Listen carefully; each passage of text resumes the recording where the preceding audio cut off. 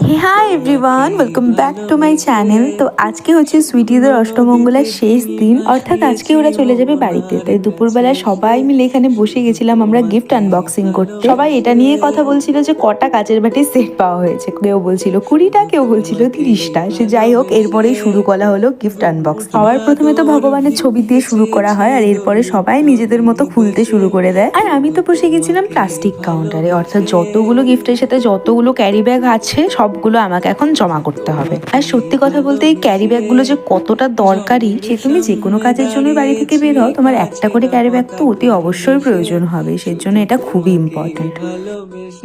বিয়েতে ওদের খুব একটা শীত না থাকলেও রিসেপশনের দিন থেকে খুব ঠান্ডা পড়েছিল। এদিকে সবাই সোয়েটার পরে বসেছে, তবে সৌরভ এমনি টি শার্ট পরে বসে গেছিল। ঠান্ডা লাগার ফলে ওর গায়ে একটা চাদর দিয়ে সুন্দর করে বৌমা সাজিয়ে দিয়েছি।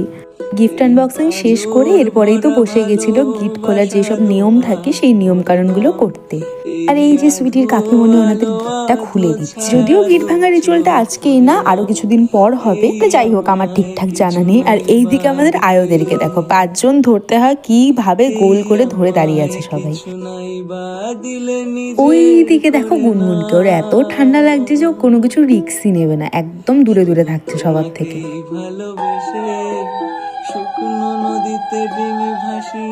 প্লিজ সুইটির মুখটাকে এখানে ইগনোর করে দাও। ওর মুখটা জানি না কেন সারাদিন বাংলার 5 হয়ে আছে। রীতিমতো ওকে দেখে মনে হচ্ছে ওকে জোর জবরদস্তি কেউ বিয়ের পিঁড়িতে বসিয়ে দিয়েছে। ওর মোটেও ইচ্ছে ছিল না বিয়েটা করার। মানে আজকালকার বাচ্চা কাচ্চাদের কথা কি আর বলি।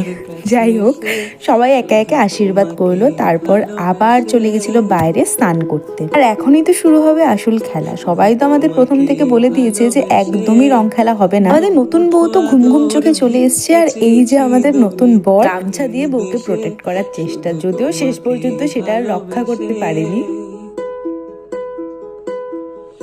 বাঙালি বিয়ের নিয়ম কানুন তো প্রচুর দেখেছি, তবে অষ্টমঙ্গলা পর্যন্ত আর সেটা যাওয়া হয়। এবারে সেটাও দেখে নিলাম, কত নতুন নতুন নিয়ম কানুন।